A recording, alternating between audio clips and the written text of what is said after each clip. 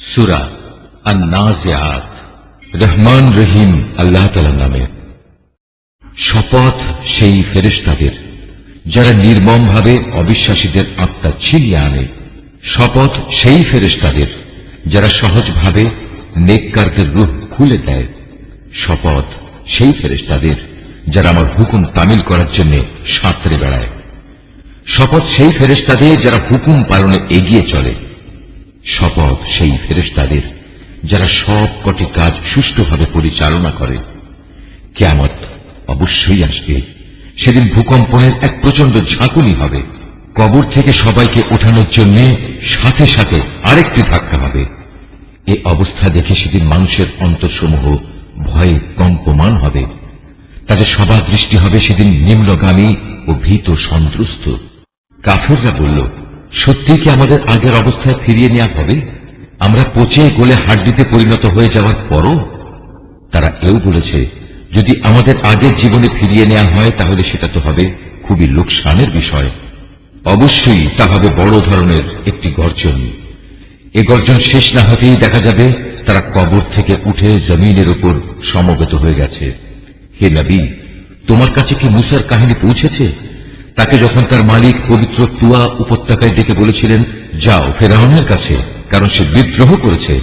তাকে জিজ্ঞেস করো, তুমি কি ঈমান এনে পবিত্র হতে চাও?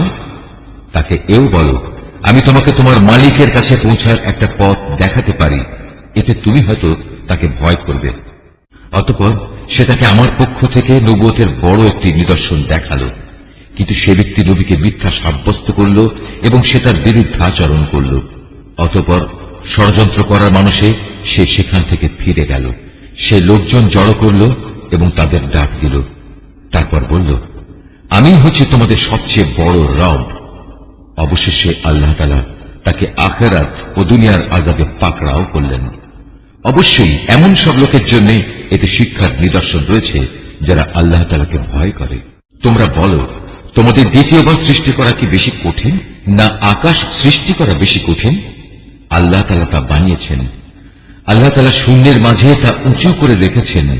অতঃপর তাতে তিনি ভারসাম্য আনায়ন করেছেন। তিনি রাতকে অন্ধকারে চাদর দিয়ে ঢেকে রেখেছেন, আবার তা থেকে আলো দিয়ে দিনকে বের করে এনেছেন। এরপর জমিনকে তিনি বিছানার মতো করে বিছিয়ে দিয়েছেন। তা থেকে তিনি বের করেছেন পানি ও উদ্ভিদ রাজি। তিনি পাহাড় সমূহ জমিনের গায়ে পেরেকের মতো গেড়ে দিয়েছেন তোমাদের জন্য এবং তোমাদের জন্তু জানোয়ারদের উপকারের জন্য। তারপর যখন বড় বিপর্যয় তোমাদের সামনে হাজির হবে, সেদিন মানুষ একে একে সব কিছুই স্মরণ করবে যা সে দুনিয়ায় করে এসেছে।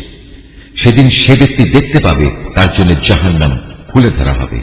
অতঃপর যে ব্যক্তি সীমা লঙ্ঘন করেছে এবং পরকালের তুলনায় দুনিয়ার জীবনকেই অগ্রাধিকার দিয়েছে, জাহান্নামই হবে তার একমাত্র আবাসস্থল।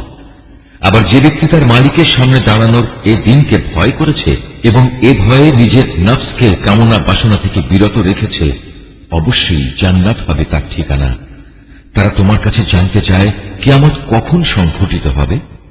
তুমি তাদের বলে দাও, সে সময়ের কথা বর্ণনা করার সাথে তোমার কি সম্পর্ক, তা তুমি জানবে কি করে?